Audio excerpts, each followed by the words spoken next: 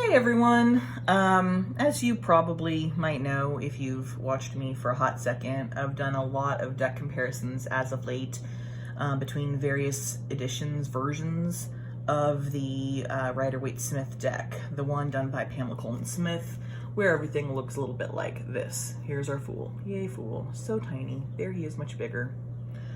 I do have other decks, believe it or not. And I do read predominantly with decks that are not the Rider-Waite-Smith deck.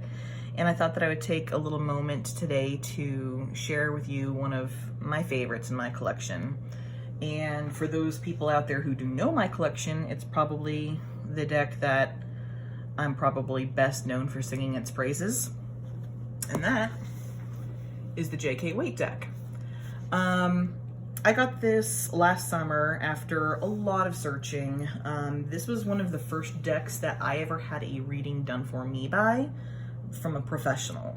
And it really stuck with me. I love the way the cards looked. It was really my first introduction to the RWS system in a big way. The only deck I'd ever seen before that was the Renaissance Tarot, which is super pippish. But the reader who was reading for me knew next to nothing about this deck other than a friend of hers brought it back from Japan. And I was never able to find it until last year. So that was like 20 years of searching. This particular deck was created by this guy. This is not the author, this is the publisher. There's been a few other places that have said that this Tairiku Shobou, I can't pronounce anything, but this is the author. It is not. This is the publisher. This would be like your Writer or your Random House or your Penguin or whatever, right? This A up here, that's the author. And I actually forgot what this is. I can look it up later. It's not a big deal. But the fellow who created this deck is known as Alexandria Mokusei-ou, I think is how you pronounce that. Mokusei-ou? I don't know. The way I've seen it most predominantly transliterated into English characters is Mokusei -OU. I don't know. If you were to translate that out, it would actually stand for Alexandria Jupiter King. And that is where the J.K. Waite gets its name, the Jupiter King Waite. Nowhere on any of this packaging does it actually say J.K. Waite anywhere. There was apparently at one point in time in the original packaging of at least some of these decks, a little slip of paper that said Waite-J.K. Tarot at the top of it. And that's where this deck gets its name that it's known by to this day. A lot of people called it the Waite-J.K. and then slowly that just turned into J.K. Waite. It is a Japanese deck. It was done in the 1970s, and the shtick that I've been able to pull from the internets about this particular deck creator is he is very prolific. He's put out a ton of decks since 1975. This was his first. He had gotten a job at a newspaper in his, 20s-ish or so, and had basically ended up taking over the horoscope column, the fortune-telling thing, and got very much into it and kind of became quite good at it, became very well known for the accuracy of his predictions. And in Japan, fortune-telling is a cultural thing that is so far beyond anything that we know in the West. So he really did become quite well known for it, and became fairly well known for his focus on tarot, which in the 1970s was not really something that was terribly well known in Japan. I'm sure that what probably happened is Mr. Alexandria J.K., as I'm going to continue to call him because everything else is a mouthful, probably did have this deck. He probably did have our basic RWS that had gotten published in 1971. I'm sure he probably got a copy at some point in time.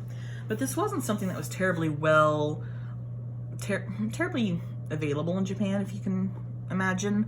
And I think he probably found a opportunity to put out a deck like this but for his culture. And this is what largely developed. It's a really cool packaging system. You have this slip cover, right? Just a basic box, really. And the inside is this kind of like blue plastic thing.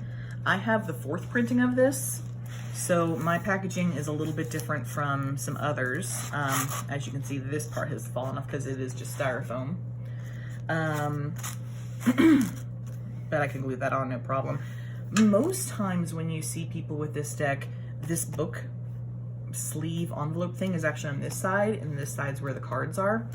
But I guess for my 4th printing, 2nd edition, they just switched it up for some reason.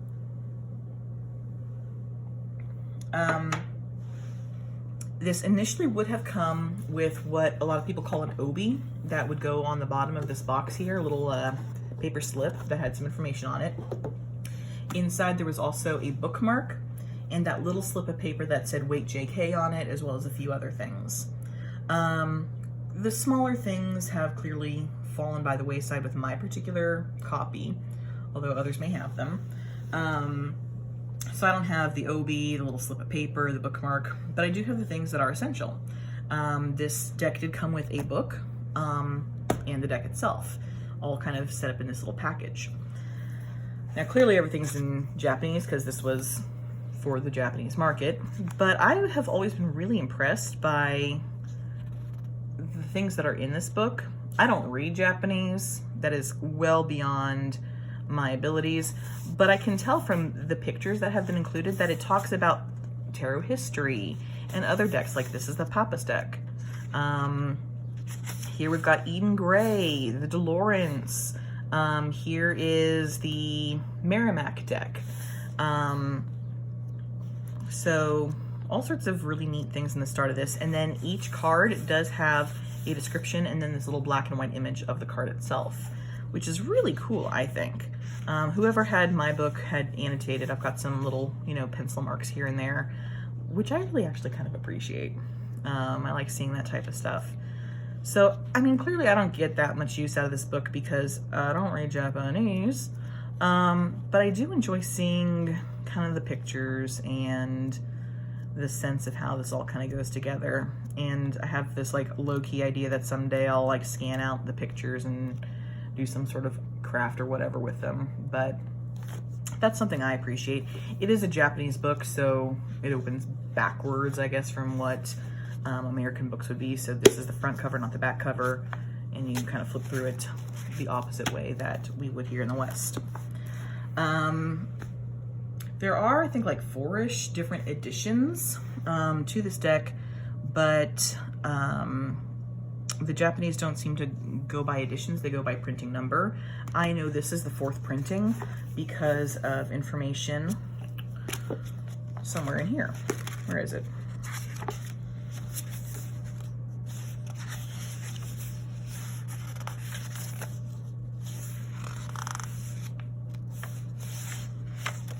Maybe I've got this backward. Oh, here it is.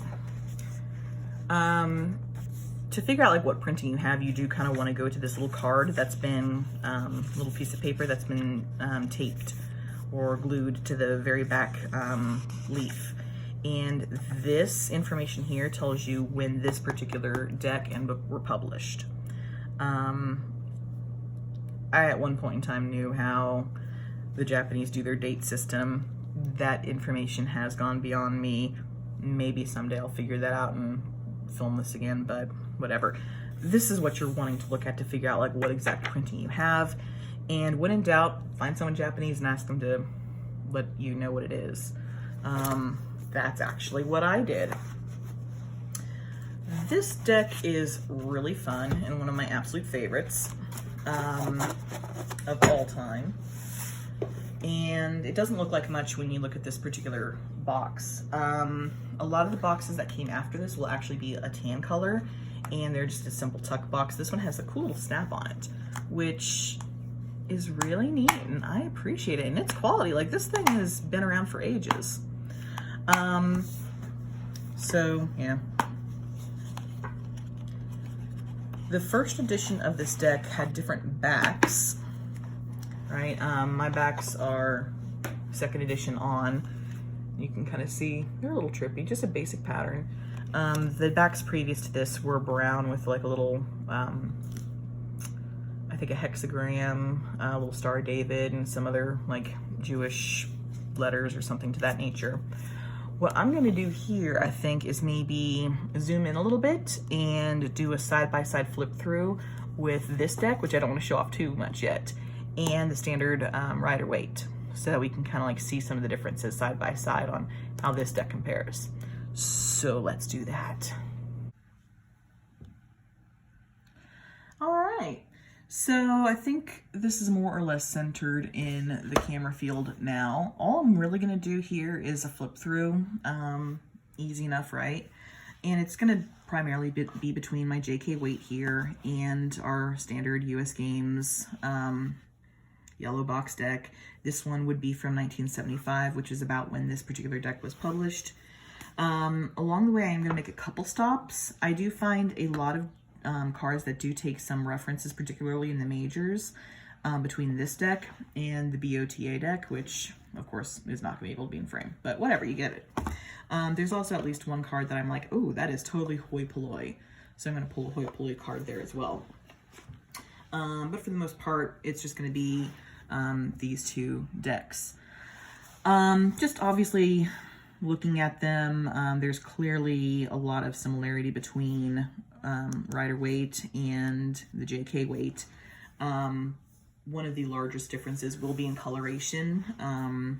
This deck is very heavy on the pale yellows and the pale blues, and this one seems to just go all towards the gem shades, bright sapphires and amethysts and all these really amazing bright colors, which is great. But I think that it is taking some influences from other decks, like I mentioned. It's super obvious when you're just looking at this particular card that there is some relevance to the BOTA. If we look at the bottoms there, we have the number, a Hebrew letter, and then the card title in this little field. It's almost identical to how it's done in the BOTA deck. So that is a difference overall. Another primary difference that you will see throughout this deck is oftentimes card orientations flip. Here we've got the Fool facing this direction, like going, I guess, towards our left. Here the Fool is going towards our right. I don't know why these choices were made. I would assume it has something to do with directionality in Japan. I know that there are a lot of things where going one way is symbolic of something and going another way is symbolic of something. So I assume that things were flipped for a symbolic intention, but I don't know enough about like Japanese culture to really explain that much further than that. So yeah, Fool's obviously super close. About the only major difference aside from coloration is that the Fool is holding a white rose here and there's a red flower on the cliff here. And the addition of a butterfly, which is apparently distracting the Fool and making him not look towards the fact that he's gonna fall off a cliff here in a second. But even the dogs look kind of similar, which I think is kind of neat. You also have that little like pedestal of the cliff in the back here. And even kind of the way the rocks were drawn share a similarity. The slopes of the mountain ranges behind them share a similarity. Going further, we've got our magicians. Magicians are wearing very identical clothing, red robe over the white robe. We've got our rose bower, roses and lilies in the foreground. And we've got symbols on this table, much as we have symbols here. They're a little harder to make out, I think, here, but we've got our little eagle there, there's an eagle there, and so on and so forth. Yeah. That's about all I want to say about that one. High Priestess, very similar. She's wearing green as opposed to blue here. The only primary difference, I think, is that the illustrator here changed the crown to something that more clearly read as lunar to him. But that's about it. You've got the Hebrew here on the pillars. Is that in the BOTA? Hang on a second. Let me pull out my BOTA and take a look. It probably is. Yep, sure is. So the Hebrew symbols are on the BOTA instead of the Roman letters on the Rider-Waite. We're reading a book here as opposed to a scroll, but slight differences. Hardly anything to write home about. The Empress, though, takes a pretty big difference. She's wearing an entirely different set of clothing. The orientation is reminding me more of Morgan Greer than anything else, to be honest. With, you know, this extreme close-up in this field here. There's a lot more depth, I think. I think it's a very attractive card, but still has pretty much everything we need. The Emperor is another card that has some changes, and this one I think is a little bit more like the BOTA card. As we can see here, with the BOTA and the JK Waite, the Emperor's more in a profile, and they're both facing the same direction. The legs are kind of crossed in a similar way. These little scepters that they're holding are very close and identical. We can very clearly see this ram on the shoulder. The beards here, I think, even look alike. The mountains kind of even look alike. It's very obvious here that there's a stream, and the stream is orienting itself in the same direction. I think one of the only major differences between these two cards is that it's very clear looking at this one that the Emperor is older. He's definitely in the 60s and up range, I guess. And here the Emperor is sitting on a cube as opposed to a full-on throne, which in BOTA does have a fair bit of symbolic significance. When we look at Rider-Waite, I mean, all those elements are there for the most part. But here the Emperor is facing us full on. His clothes here and here do more resemble each other than they do with the BOTA deck. But it is harder to make out the stream behind him, right? That is something that seems to get left out of a lot of people's notice. But you can't forget it here in the JK Waite or even in the BOTA. So that's a really neat card in my opinion. Just taking a moment to look at all the differences. Love the colorations. Like, this really is a lovely coloration of the Emperor. Hierophant, pretty similar overall. I mean, some differences in the way they've drawn up the robe, but other than that, I'm not really seeing too much difference. We have the tiered crown. It's all about the same thing. There is that difference on how the Hierophant is holding his hand for that symbol. In the JK Waite, I don't want to show the fronts of my hands. I bite my nails and it makes me self-conscious.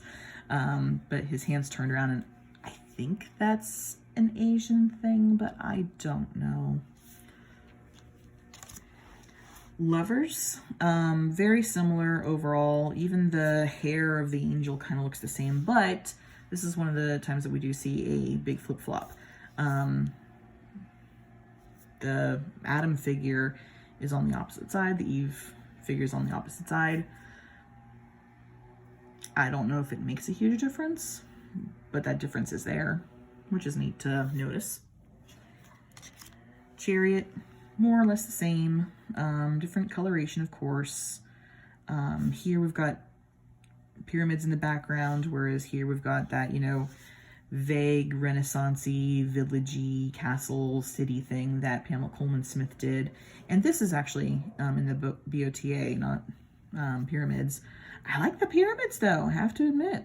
With the sphinxes pulling the chariot, they seem to make a little bit more sense to me. I like the idea that we're in front of the Nile, whereas this could be, I don't know, the Danube or some European river. I don't know. What's a British river? The Thames. I should have known that. Strength, we do have that orientation flip. And I think a lot of people actually wouldn't care for this strength because of the way the figure is holding that mouth open. It looks a little bit more violent. And here it looks like that lion, every ounce of his body is like rearing for a fight. His claws are out, his body's tensed. The lion is definitely rearing for action. He's not a gentle lion. But strength is holding him fairly gently for all its doing him any good. Here you can definitely see that the rose garland is definitely going around strength as well as the line, which is something I appreciate. It's harder to make out in the RWS. I love this darker coloration. I love that deep navy. I think it's really pretty. I like the fact that strength is wearing something pink. It is a more androgynous looking strength, which is kind of cool. I like that. Hermit. I like that the Hermit's facing kind of more the 3/4 profile, I guess.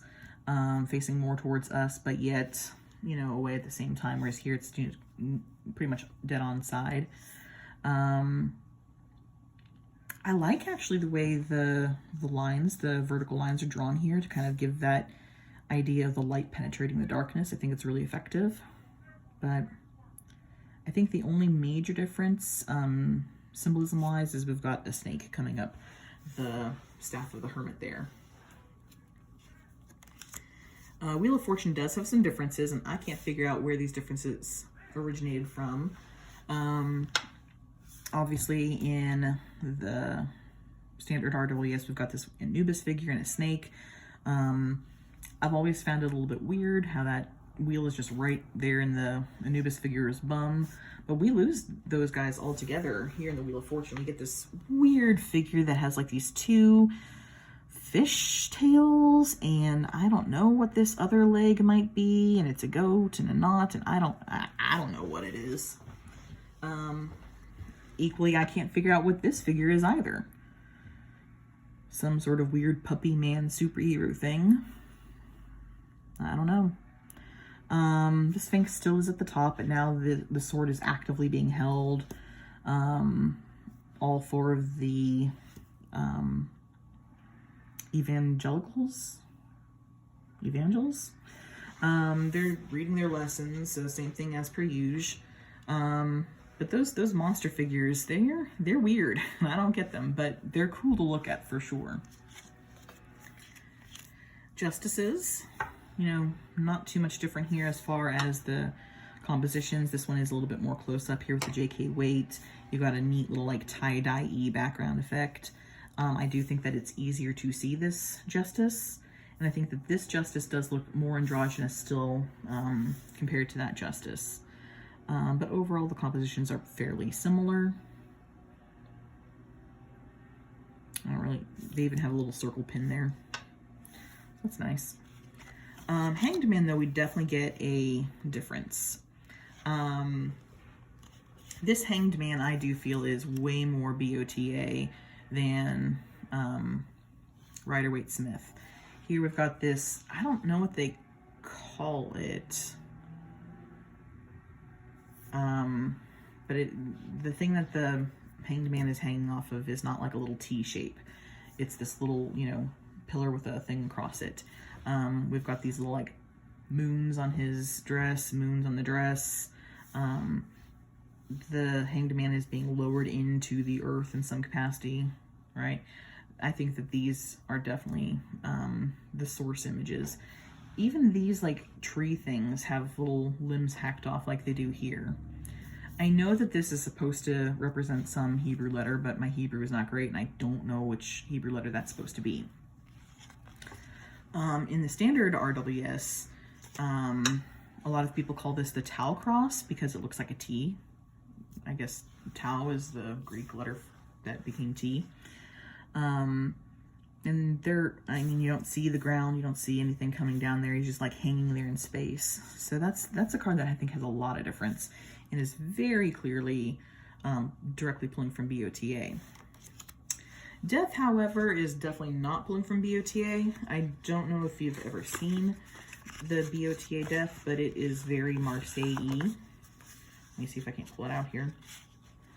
Yeah, that's what it looks like in the BOTA. So we're definitely pulling on Rider-Waite here. I don't know why these changes were made, like why you went with one system versus another, but I appreciate it regardless. We do have the directionality difference. Death is heading this way, Death is heading that way, but overall the compositions look more or less the same. You got a river with a boat, kind of the sun setting between these two towers. You've got the Pope, the Lady and the Kid, Dead King. All the stuff's there. He's not wearing armor here, which is cool. So I guess that's the one reference back to BOTA, the naked skeleton. Temperance, pretty similar overall. Here we don't have irises growing, some sort of little tree thing, but more or less the same thing. The angel looks way more feminine here. I always think that this angel looks quite masculine, but very similar compositions overall. And here we come to the devil, which is pretty standard. I mean, it's a devil.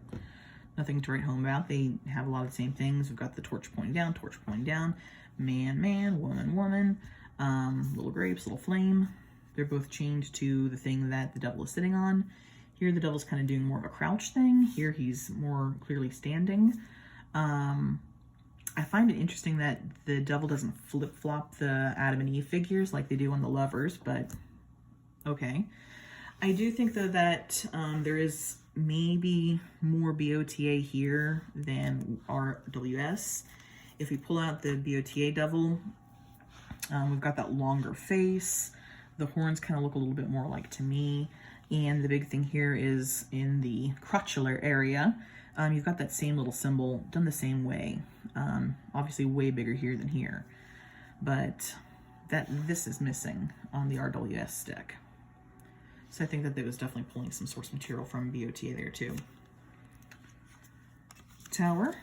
I love the fact that this tower is red as opposed to black. I think it's a way more dynamic shape. I like the roundness. I like seeing the bricks. I think it's a cooler card. I even like that the rocks are purple. It's pretty. Star. The first time I saw this star, I actually thought that I was looking at a colorized BOTA deck. There's the star in the BOTA. Like, everything is so similar. You've got your ibis bird thing, little tree. I mean, it almost looks in a few different ways like the illustrator here just kind of did a trace in some respects. The head of the star definitely doesn't quite fit with the body. So something was up there. But I definitely think that the illustrator was working from this deck for at least this card, if not others. Heck, even the pond shape looks the same. So that was definitely a reference. The star has, you know, those points with the points behind. This one doesn't. So yeah, I think that there was definitely a reference there. But aside from that, all the stuff that we have in both decks is more or less the same. The moon, very different. I love this moon. This moon is so cool. I love the shape. I love the colors. I love the fact that that little lobster is just rearing to go. You cannot miss that lobster. He is loud and proud and ready for everything. That being said, this is definitely looking more BOTA to me. Pulling out that BOTA card. It's really obvious that we've got a dog and a wolf. They're even kind of drawn very similarly. They're farther apart in the JK Waite than they are in the BOTA, but they're right up in there. The towers are kind of drawn similarly, right? The moon is also done a little bit differently. We've got, you know, these tiny little rays here, much bigger here. I think, though, that this moon looks way closer to the hoi polloi moon, with that green feminine face, that curling, swirling hair. I find a lot of similarities there, but that's just me. There's our moon. And then the sun is a really big departure from all the decks, really. So this, I think, is a card where the JK Waite really does stand on its own. We do have figures on a horse, the red banner, sun up there, sunflowers in the back, staying before a wall. But here we have two grown figures, and here we have one bebe with a little feather in his hair, like the fool, like a reborn fool, I guess. And you definitely miss that part of the card when you're looking at JK Waite. It is pulling on some other references, other decks. Prior to the RWS, you did often see at least 2 figures on the Sun card, very frequently a young boy and a girl who are naked. BOT kind of replicates that. But here we accelerate the age, put them on a horse, and hide their genitals, which I appreciate because genitals are interesting. Judgment. I love the green in the JK Waite. Did not hide genitals there. And then the world. I very much appreciate this like bright orange world. There's something like hyper 70s about that to me. Yeah. Oops. I guess I have cups here. Let's switch that around.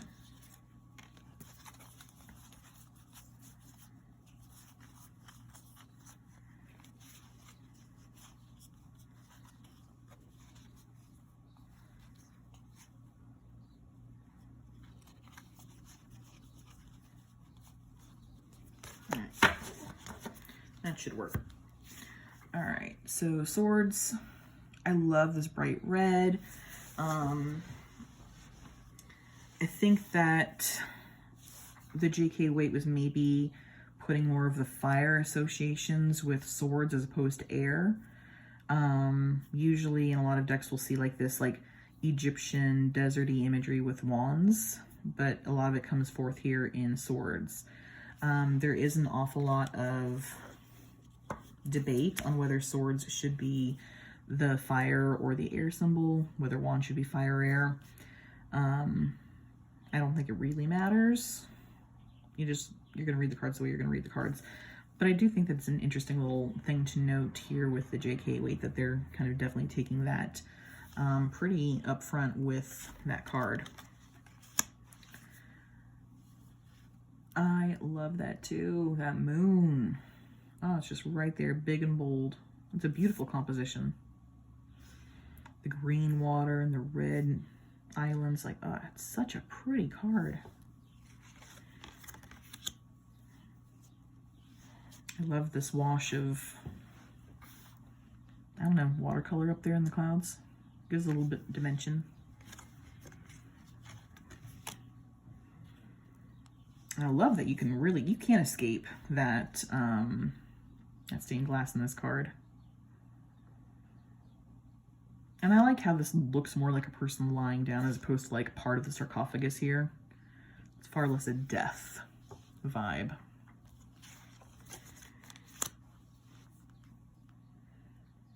Definitely maintained the kind of like atmosphere, quite literally, with the air there. But here where we've got water, they're walking on land, which is a pretty neat change. And we've got pumpkins and things going on here, which I guess is neat. I don't know.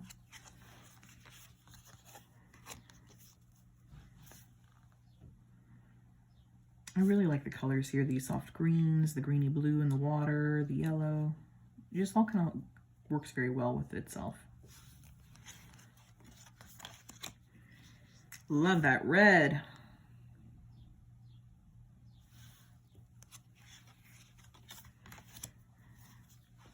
Nice dark purples and pinks.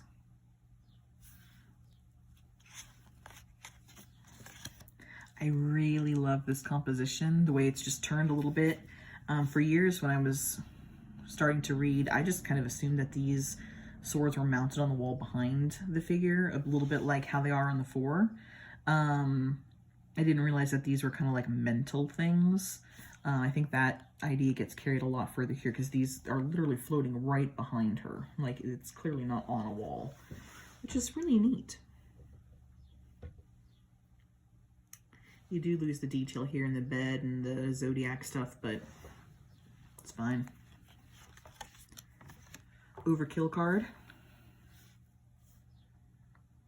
These pinks are brilliant. You almost lose the figure, which I actually like. Page of Swords. Look how grumpy his little face is. little grumpy.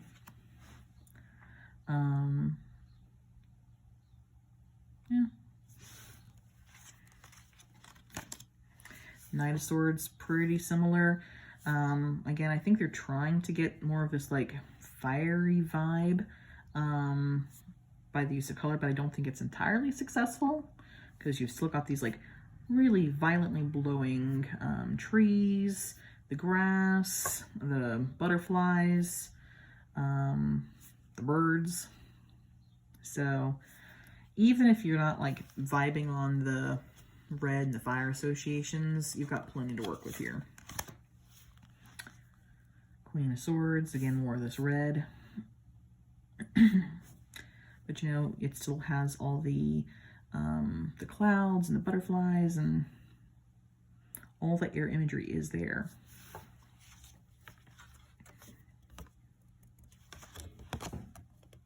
Where's my king?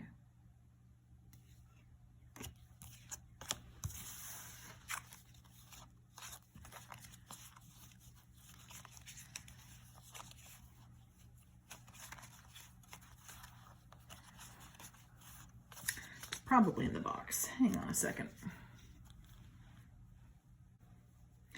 Yeah, he was in the box. Oops.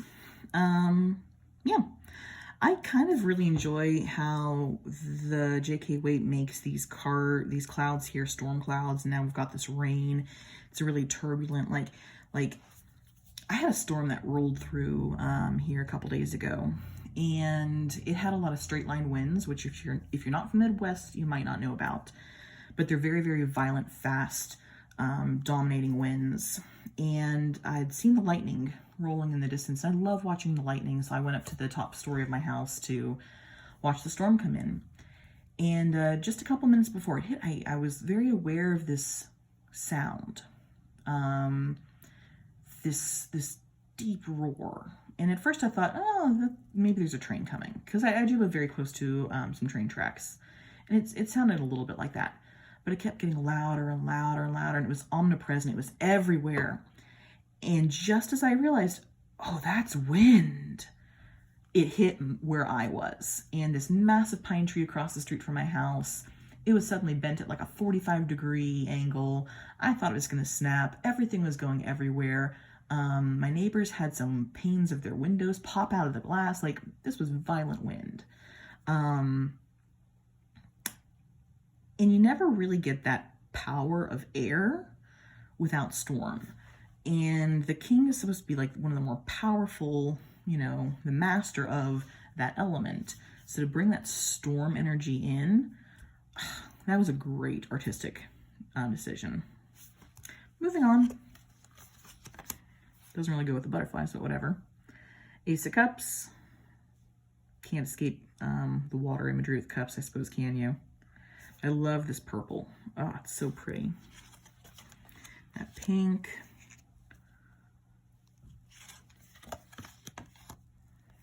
There are a lot of pinks and purples and all sorts of pretty colors throughout the J.K. Waite. It's just a gorgeous deck.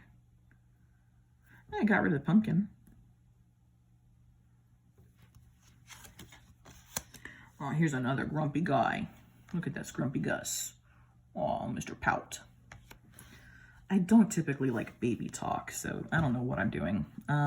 It is neat, though, that this one thing that is being offered to him is of a different color of liquid than all the rest, which is kind of a neat choice to make.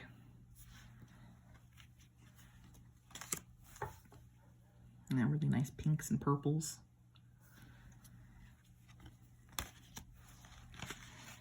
I like this card. You can see so much more of it. Just changing up the fact that you're not got yellow and yellow and yellow and yellow. Like, you can actually see so much more. I like the composition flip here. Like, we still have this person walking off the distance here. It's just one person. And she looks so happy. Oh, you're giving me the flowers. How wonderful. Pretty similar overall. We do have some orientation flip. You know, there's the dragon, there's the dragon, there's the snake, etc., etc. But overall, more or less the same. Walking away.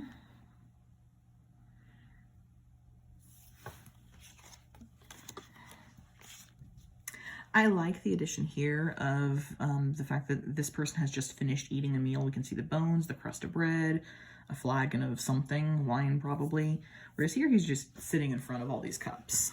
I think that this kind of like brings this satiation aspect to the 9 a little bit more into focus. And then, ta-da, a happy family card. So sweet. So bright and cheery.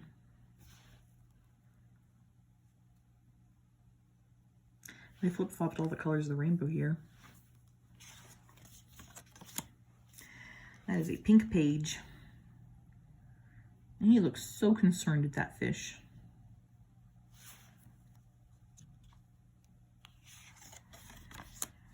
A pink horse in the Knight of Cups.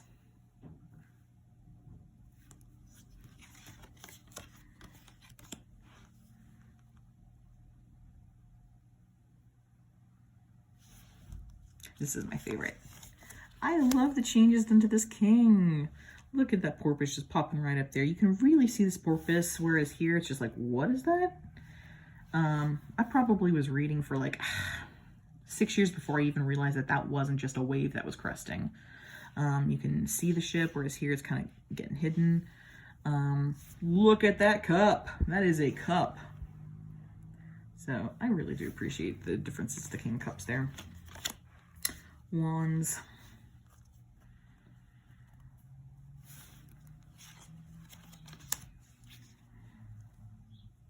I love how blue that is.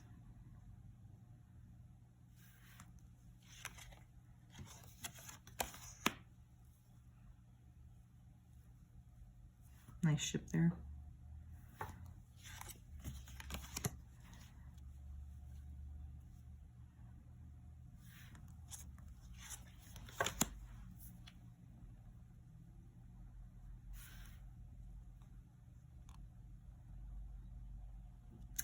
One of the things I kind of enjoy about this Five of Wands is that if you kind of squint your eyes, you can see that if these people just worked together rather than fighting each other, their clubs would come together and form a pentagram.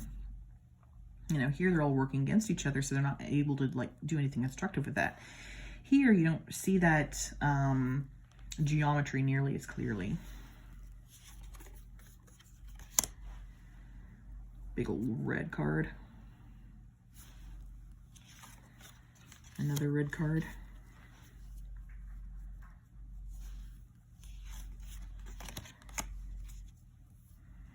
Again, you know, doing a totally different thing with the direction, but it works.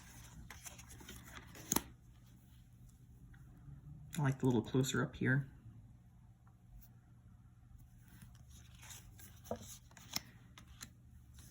The burdens.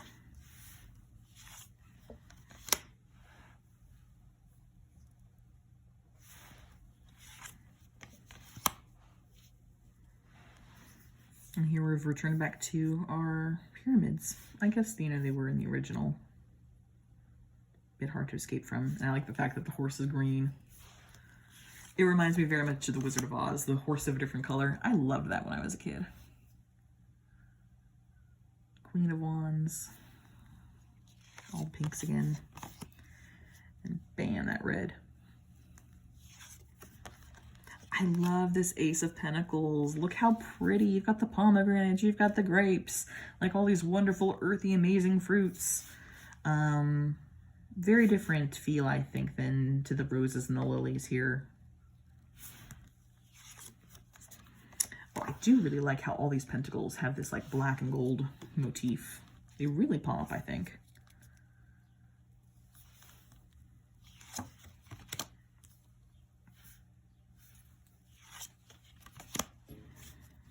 I like that they made this figure so much bigger.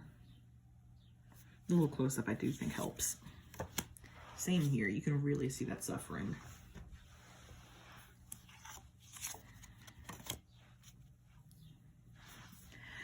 I'm not a huge fan of this card in general. It always feels very patronizing to me, and that's something I'm working with. Like, I think that that's actually something that should be recognized as part of this card. It's not just generosity. It's charity. And this guy just looks so grateful for it.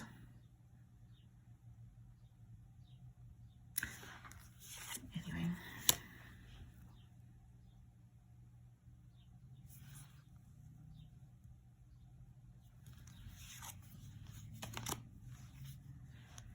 These pinks and purples are just so pretty.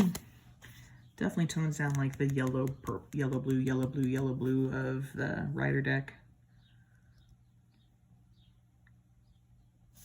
Little snail. You can totally make out that snail so much better than you can this one. And I love this card.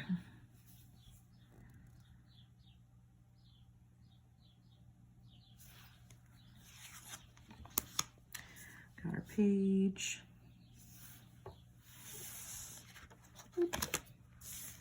That just went everywhere, didn't it? The Knight. This is, I think, one of the only brown cards in the entire deck, which makes sense if you think about this particular card, how staid and solid it is. I'm just gonna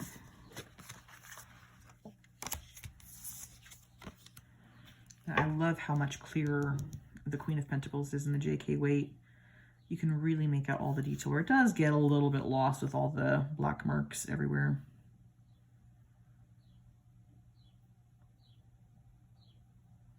Even a little bird on her crown. And then finally our king. Nice, this pinks and greens and purples. You can really see this part that he's standing on. Such a cool card. I like that they aged him up like they did with the Emperor. All right, that's the J.K. Waite full flip through with a standard U.S. Games Art OES from 1975. Let me know what you think in the comments below. And if you have any questions, by all means, send them my way. Thanks. Bye.